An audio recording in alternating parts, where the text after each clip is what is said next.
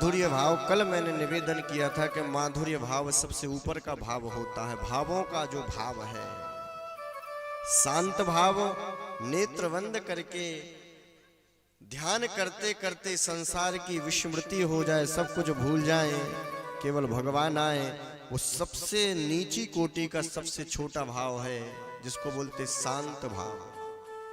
शांत भाव की सिद्धि के बाद में फिर परमात्मा अपने लगने लगते हैं। जैसे हनुमान जी अपने प्रभु को मानते हैं ना, किस भाव से भजते हैं? दास्य भाव से। सरबल जाओ चित अस मोरा, सब ते सेवक धर्म कठोर। दूसरा भाव होता है दास्य भाव, और तीसरा भाव होता है सख्य भाव। सख्य भाव इतनी निकटता परमात्मा से हो जाए कि वो हमारे मित्र बन जाएं। वृंदावन में बहुत से ऐसे ब्रजवासी हुए हैं जिनने ठाकुर जी को अपना मित्र बना करके, सखा बना करके उनके साथ में गेंद खेली है, उनके साथ में लीलाएं की हैं, उनकी अनंत लीलाओं का दर्शन किया है। ऐसा भाव होता सख्य भाव।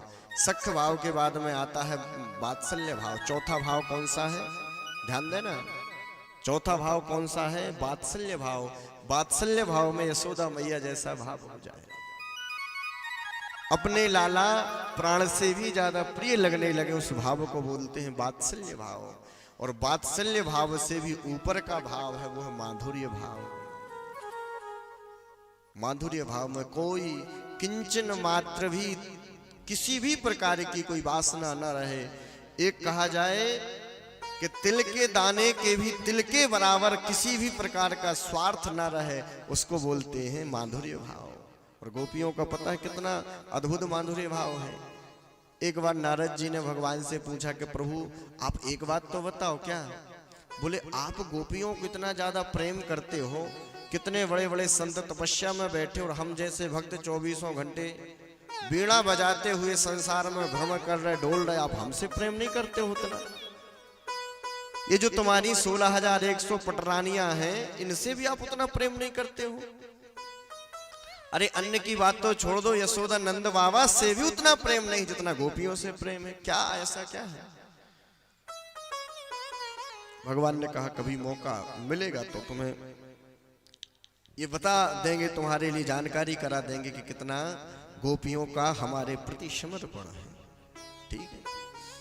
एक बार भगवान अचानक बैठे बैठे ऐसी अद्भुत लीला करते हैं, सीने पर हाथ फेरने लगे, बार बार अपने सीने को मलने लगे। तो नारद जी ने कहा क्या बात है सरकार, ये क्या है? बोले कुछ नहीं नारद, पता नहीं आज सुबह से हमारे सीने में कुछ ज्यादा दर्द है। बोले प्रभु आपको भी दर्द कभी होता है? आपको भी कभी कोई रोग होता है? तो बोले क्यों नहीं, जब मनुष्य शरीर में आए हैं तो संभवतः हो सकता है। बोले नहीं नहीं, हमें तो विश्वास नहीं। बोले है, और विश्वास नहीं तो किसी वैद्य को बुलाओ। अब वैद्य भी भगवान के सीखे पढ़ाए, डॉक्टर भी भगवान के सिखाए पढ़ाए। डॉक्टर आया, बोले सरकार रोग तो बड़ा भयानक है, और ये रोग हमें लगता है कि बहुत बड़ा नुकसान पहुंचा सकता है। उपाय क्या है? कोई भक्त यदि अपने चरणों की धूली आपके लिए खिला दे, आपके सिर पर डाल दे, तो हो सकता है कि आपका रोग दूर हो जाए। ये कोई दवाई में दवाई है? किसी भक्त के चरणों की धूली सिर पे डाल दो, किसी भक्त के चरणों की धूली खिला दो, रोग ठीक हो जाएगा। ये कोई दवा नहीं है। भगवान ने कहा कैसे नहीं, यदि वैद्य बता रहा तो हो सकता है। नारद जी जाओ, फटाक से जाकर के किसी भक्त के चरणों की धूली लाओ, क्योंकि मेरी पीड़ा बढ़ती जा रही है। अब नारद जी ने सोचा कौन है ऐसा भक्त। दौड़ते हुए महलों में गए, रानियों से कहा। तो रानियों ने जैसे ही चरणों की धूली देने के लिए अपने आप को तैयार किया, नारद जी बोले वो तो ठीक है, मगर अपने ही पति को तुम अपने चरणों की धूली दोगी और वो सिर पर डालेंगे तो बताओ तुम्हारी बनेगी क्या? नरक में जाओगी।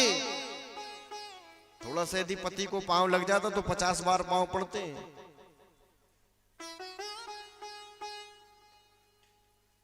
कितना बड़ा पाप हो जाएगा तुम लोगों से।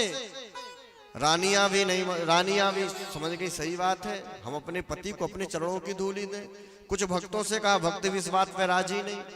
सबने यही कहा कि हम अपने चरणों की धूली दे तो दें, मगर अभी यदि हमने चरणों की धूली दी और हमारी चरणों की धूली से भगवान ने सिर पे धारण कर लिया, नरक में जाना पड़ा तो दुर्दशा हो जाएगी।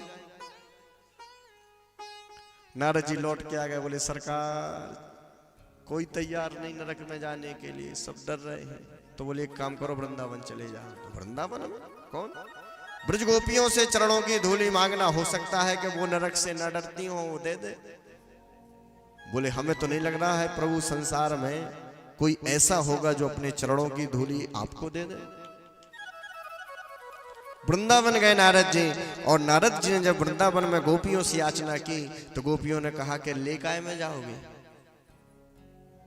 मतलब अरे कोई बोरी तो ले आओ। तो बोरी में अरे एक नहीं, यहाँ तो अनंत गोपियां हैं, अपने पांव से सकेल सकेल करके ढेर बना देंगे, ढेर धूल ले जाओ। नरक में जाना पड़ेगा, दुर्गति हो जाएगी। कृष्ण भगवान है, उनके चरणों में धूली, अपने पांव की रेत तुम्हें शर्म नहीं आ रही? उनके सिर पर डालोगे। बोले नरक में जाएंगे हम, दुर्गति होगी हमारी। अरे हमारे चरणों की धूली से कृष्ण तो प्रसन्न हो जाएंगे ना। नरक भोग लेंगे, हजार कष्ट मिल जाएं भोग लेंगे, मगर हमारे कृष्ण को पीड़ा नहीं होनी चाहिए। ये है प्रेम, ये है माधुर्य भाव। आज भी जब श्री वृंदावन में कृष्ण कन्हैया की आरती होती है ना, आप कभी वृंदावन जाना, प्रातः काल में मंगला आरती होती है, तो उस मंगला आरती में ब्रजवासी ही पहुंचते हैं। और पता है वो क्या कहते हैं? आज तक किसी ब्रजवासी ने भगवान से नहीं कहा कि हमारा काम पूरा कर दो। अरे मेरो लाला कहाँ काम करेगा, इतने छोटो सो कहाँ काम कर पाएगा। यही कहते हैं कि लाला यदि हमने कछु पुण्य किए हो, कोई अच्छो काम किए होए, तो लाला दिन भर न जाने कैसे कैसे लोग तुझसे मिलने आएंगे, देखने आएंगे। लाला बस एक ही कामना है कि तो नजर ना लगे। नजर लग जाएगी तो तुम्हें बुखार आ जाएगा, तेरे सिर दर्द करेगा। सो हमारे पूरे पुण्य ले ले। पुण्य तो कछु ना है, मगर जितने भी हों, 2-4 पुण्य हों तो पुण्य ले ले। और हे देवता ऐसी कृपा रहे कि मेरे लाला को कछु कष्ट ना रहे। ये मांग है, ये माधुर्य भाव है, कुछ मांग नहीं। ऐसे माधुर्य भाव को पूर्ण करने के लिए भगवान ने रास लीला की।